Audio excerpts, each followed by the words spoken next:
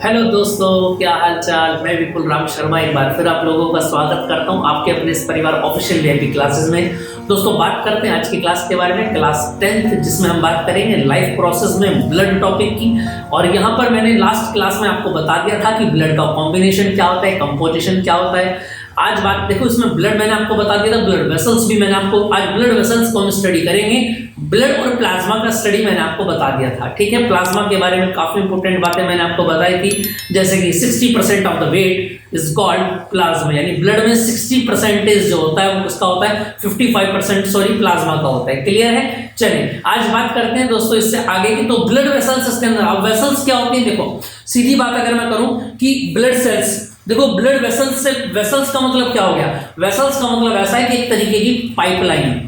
समझ, बॉडी, आपको पता है पूरी बॉडी के अंदर ब्लड को आने और जाने के लिए पाथ की नीड होती है, और वो पाथ कैसा होता है, ट्यूबुलर टाइप होता है, ट्यूब के टाइप का। जैसे आप पौधों में पानी देते हैं ना, पाइप को लगाया टैप में और वहां से आपने इसको पानी दे दिया, पाइप लगाते हैं ना, घर में यूज करते होंगे सभी। ऐसे ही बॉडी के अंदर हार्ट से कुछ पाइप्स निकले रहते हैं जो पूरी बॉडी में फैल जाते हैं, और फिर बॉडी से क्या होते हैं, वही पार्टीशन फिर दोबारा से आते हैं और हार्ट के अंदर ही कनेक्ट हो जाते हैं, और हार्ट उनको पंप करके क्या करता है, प्रेशर देता है, जिससे कि वो पूरी बॉडी में सर्कुलर सिस्टम बना रहता है। ठीक है। चलो, ये तीसरा पॉइंट है हमारा, थर्ड पॉइंट, जिसको हम नेक्स्ट लेक्चर में पढ़ेंगे। वो पूरा लेक्चर ह्यूमन हार्ट के ऊपर ही होगा। अब बात कर लेते हैं सबसे पहले ब्लड सेल्स की, है ना। देखो ब्लड का कॉम्बिनेशन तो हमने पढ़ लिया बच्चा लोग, लेकिन अब यहां पर हमको स्टडी करना है कि ब्लड के अंदर कौन कौन से पार्टिकल मिक्स होते हैं। यानी कि सिंपल सी बात ये है, आज का टॉपिक हमारा क्या होगा, types of blood cells. Clear आ रही है कि नहीं आ रही है बात समझ में, types of blood cells. Clear है। चलिए देखिए जरा आगे, अगर मैं स्क्रीन पर आपको दिखाई दे रहा होगा तो ब्लड सेल्स आपको दिखाई दे रही होंगी, और ब्लड सेल्स का नाम क्या होता है, कॉर्पल्स होता है। ये बात आप याद रखेंगे, ठीक है। कई बार क्वेश्चंस कॉर्पल्स के ऊपर आता है, ट्रेंडिंग में जो है। बात करते हैं आगे, दीज आर थ्री टाइप्स के यहाँ पर ब्लड सेल्स होते हैं। ये तीन टाइप बहुत ज्यादा इंपॉर्टेंट है एग्जाम के पर्पज से, और इनकी कम से कम 3 से 4 प्रॉपर्टीज आपको लर्न होनी बनती है। देखिए जरा, नंबर 1 देखिए, एंथ्रियोसाइट्स, ल्यूकोसाइट्स और ब्लड प्लेटलेट्स। तीनों में सबसे बड़ा डिफरेंस जो आपके सामने दिखाई दे रहा है आपको, एंथ्रियोसाइट की अगर मैं बात करूं तो एंथ्रियोसाइट क्या होता है, रेड ब्लड कॉर्पल्स होते हैं, जिनको आरबीसीज भी बोला जाता है, जो लाल रंग की होती है हीमोग्लोबिन की वजह से। क्लियर बात समझ में आ रही है। और इनका वर्क क्या होता है, याद रखना, कैरी रेस्पिरेटरी गैसेस, जैसे कि O2 और CO2। समझ में आ रही है। ऑक्सीजन और कार्बन डाइऑक्साइड को लाने ले जाने का काम कौन करते हैं, आरबीसीज करते हैं। और ये आरबीसीज कहां पर मिलते हैं, याद रखना, एंथ्रियोसाइट्स में मिलते हैं। इनके अभी शेप भी मैं आपको दिखाऊंगा। उसके बाद ल्यूकोसाइट की अगर मैं बात करूं तो ल्यूकोसाइट क्या होते हैं, डब्ल्यूबीसीज होते हैं, व्हाइट कलर के पार्टिकल्स होते हैं। ये बात आप याद रखेंगे। और क्या करते हैं, प्रोवाइड इम्यूनिटी, हमारी बॉडी में क्या करते हैं, हमको इम्यूनिटी प्रोवाइड कराते हैं। अभी कोरोना आपने देखा होगा कि इम्यूनिटी सिस्टम वीक पड़ गया, इसलिए वो उसका हैप्पी बर्थडे बन गया, यानी कि वो भगवान को प्यारा हो गया। समझ में आई बात। ये वही इम्यूनिटी है जिसको हमने अलग अलग सिरप, काढ़े वगैरह छान के, बना के, पी के अपनी इम्यूनिटी को बढ़ाया, यानी हमने ल्यूकोसाइट की पावर को इंक्रीज किया। क्लियर बात समझ में आ रही। चलिए जी, बात करते हैं आगे नेक्स्ट की अगर मैं बात करूं बच्चा जी, देखिए जरा, ब्लड प्लेटलेट्स। और प्लेटलेट्स का मान जो वैल्यू होती है, सीधी इसका वर्किंग होता है, कोएगुलेशन का होता है, कोएगुलेशन का होता है, यानी कि मिक्सअप होने का होता है। ठीक है। जितने भी न्यूट्रिएंट्स वगैरह होते हैं, ऑक्सीजन वगैरह होती है, उनको कोएगुलेट करता है। देखेंगे इसका वर्क क्या होता है, take part in blood clotting. जब ब्लड की क्लोटिंग होती है आपकी, तो याद रखना वहां पर प्लेटलेट्स ही काम आती हैं। ठीक है।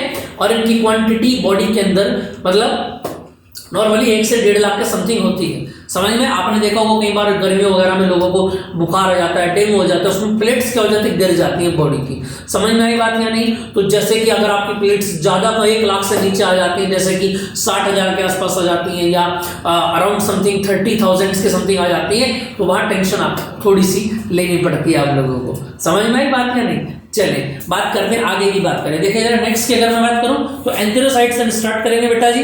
देखें जरा, अभी मैं डायग्राम भी आपको उसका दिखाऊंगा जिससे आपको एकदम क्लियर हो जाएगा, और आपको कहीं पर बाजार में अगर एंथ्रोसाइट घूमता हुआ मिले तो आप बता सकते हैं जी हाँ, इसका नाम एंथ्रोसाइट है। ठीक। चले, देखो शेप आपको याद रखनी है, उसके बाद प्रॉपर्टीज आपको हमेशा याद रहेंगी। भाई मैं आपसे कहूंगी आपको मेरी प्रॉपर्टी बतानी है, तो आप क्या करेंगे, मेरे बोलने का तरीका जो है, मेरी आईज, मेरे जो हैंड्स हैं, मेरे जो हाथ चलाने का तरीका है, ये चीजें आपको अपने माइंड में रखनी है। और एग्जाम में बैठ के जब मेरे ऊपर क्वेश्चन आएगा, भगवान ऐसा ना करे मेरे ऊपर क्वेश्चन आए, तो आप सीधा मेरे बारे में चीजों को लिख सकते हैं, है ना। ऐसे ही आपको इन सब के डायग्राम को अपने माइंड में सेट कर देना है और उसको माइंड में रख करके आपके कंसेप्ट आपको एग्जाम के अंदर लिख के आने हैं as a form of properties, ठीक है। चलिए बात करते हैं आगे की। अगर मैं बात करूं एंथ्रेसाइट, देखिए जरा, in humans these are circular biconcave and non nucleated. याद रखना, एंथ्रेसाइट में न्यूक्लियस नहीं होता है, यानी सेंटर पॉइंट होता ही नहीं है। और दूसरी बात क्या है कि सर्कुलर होते हैं या बाइकॉन्केव होते हैं, ठीक है, सर्कुलर या बाइकॉन्केव होते हैं, ये बात आप याद रखेंगे। देखिए आगे की अगर मैं बात करूं तो नेक्स्ट आ जाता है नॉन न्यूक्लिएटेड सेल्स होते हैं, न्यूक्लियस नहीं होता है। उसके बाद 7.7 मीटर इन डायमीटर, इनका जो डायमीटर होता है वो 7.7 mm का होता है। क्लियर बात समझ में आ गई। देखिए जरा आगे, मेल के अंदर जो साइज होता है वो 5 क्वांटिटी होती है 5 to 5.5 मिलियन पर ml होता है, ठीक है। और फीमेल में क्या हो जाते हैं, ये थोड़े कम रह जाते हैं, 4.5 to 5 मिलियन पर ml, यानी कि लगभग सिमिलर ही होते हैं दोनों, तो बहुत ज्यादा अंतर इनके बीच में नहीं होता है। हीमोग्लोबिन इज फाउंड, जिसकी वजह से ये क्या होती है, रेड कलर की होती है।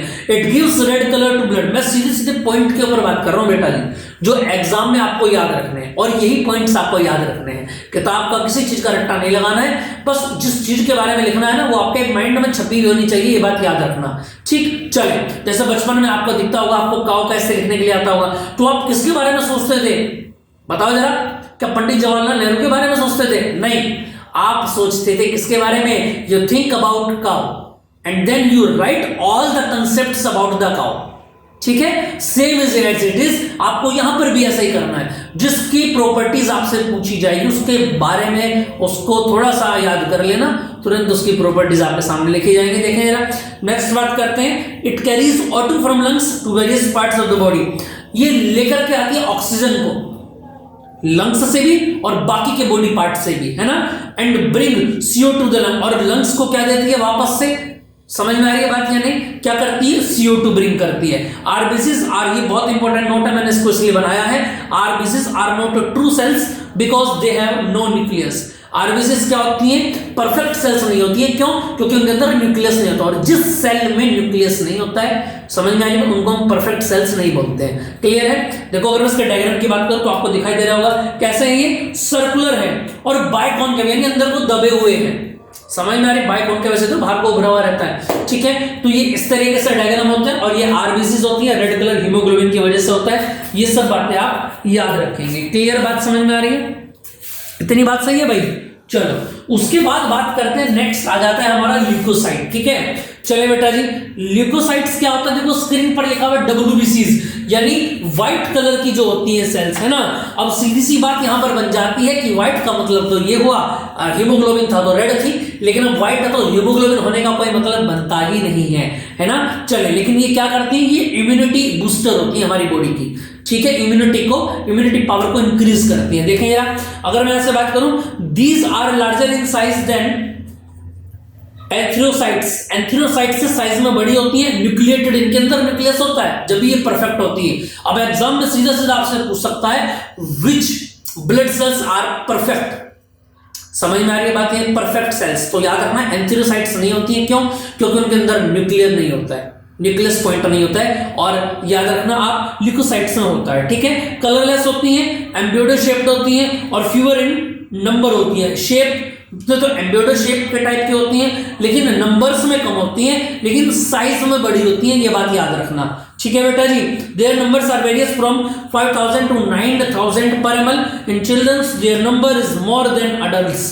बच्चों में ल्यूकोसाइट्स की जो क्वांटिटी रहती है वो ज्यादा रहती है, जबकि अडल्ट्स में नहीं रहती है। इसके बाद एक नोट आपके स्क्रीन पर दिखाई दे रहा होगा, leukocytes are the soldiers of the body. ये क्वेश्चन बहुत पूछा जाता है, याद रखना कि ल्यूकोसाइट जो होता है हमारी बॉडी के क्या होते हैं, सोल्जर्स होते हैं। क्यों होते हैं सोल्जर, देखो जैसे हमारी कंट्री के इंडिया के सोल्जर्स हैं, है ना, कोई चाइना बॉर्डर पर है, कोई किसी बॉर्डर पर है ना, वो बॉर्डर पर रहकर क्या करते हैं, हमारी क्या करते हैं, हमको सेफ्टी प्रोवाइड कराते हैं। बिल्कुल सेम इज इट ल्यूकोसाइट्स, मैंने बताया इम्यूनिटी पावर है हमारी बॉडी की, और अगर ये कम हो जाएगी तो क्या होगा, कोई भी डिजीज आएगी और तुरंत से हमारी बॉडी के अंदर चिपक जाएगी।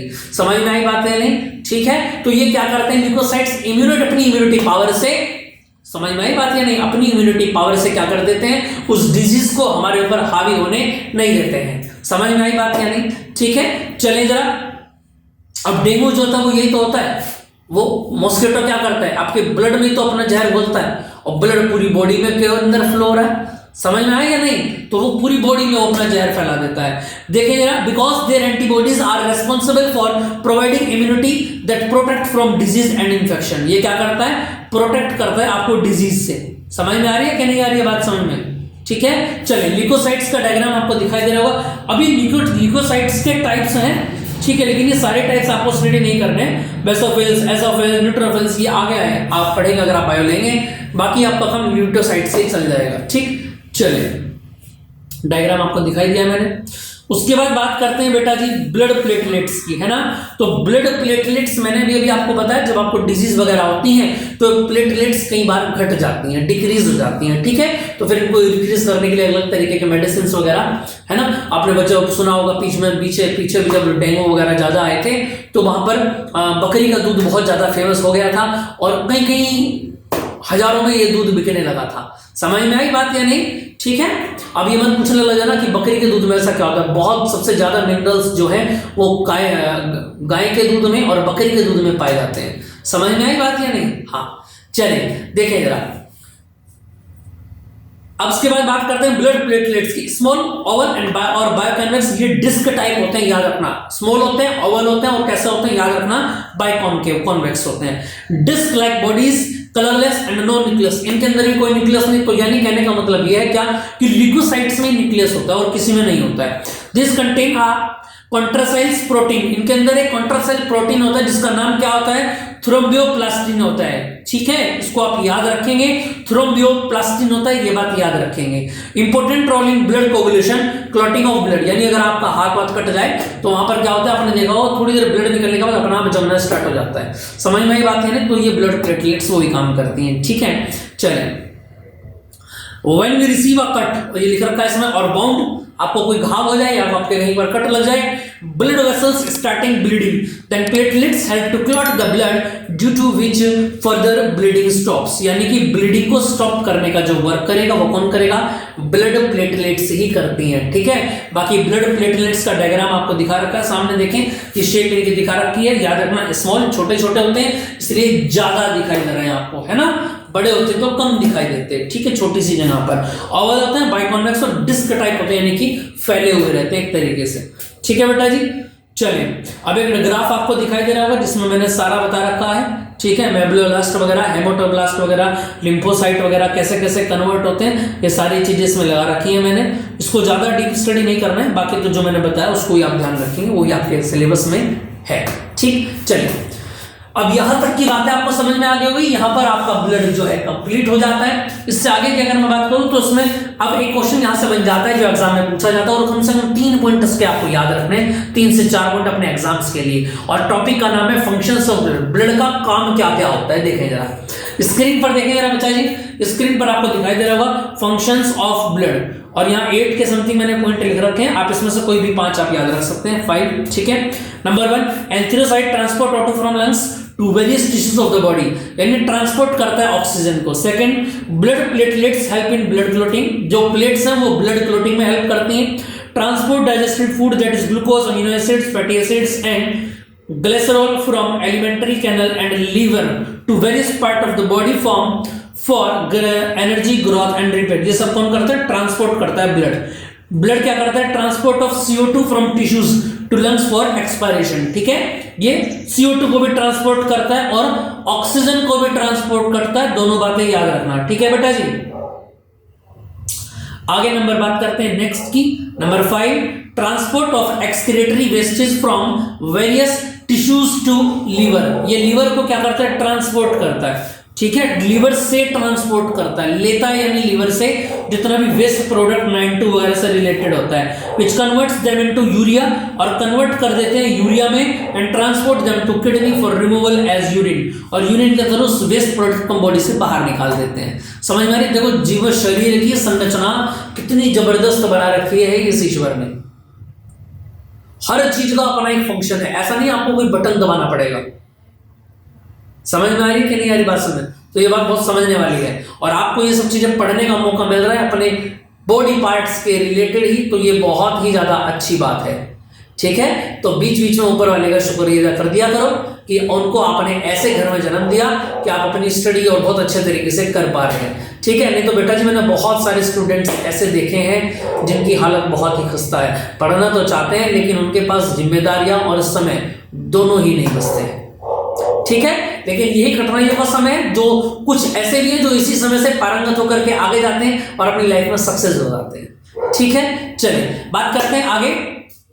देखिए नेक्स्ट की अगर मैं बात करूं, blood carries hormones from endocrine glands to target organ and vitamin. ये क्या करते हैं? कैरीज करते हैं हार्मोन्स को। ठीक है, plasma regulates water balance in the body. Plasma क्या करता है?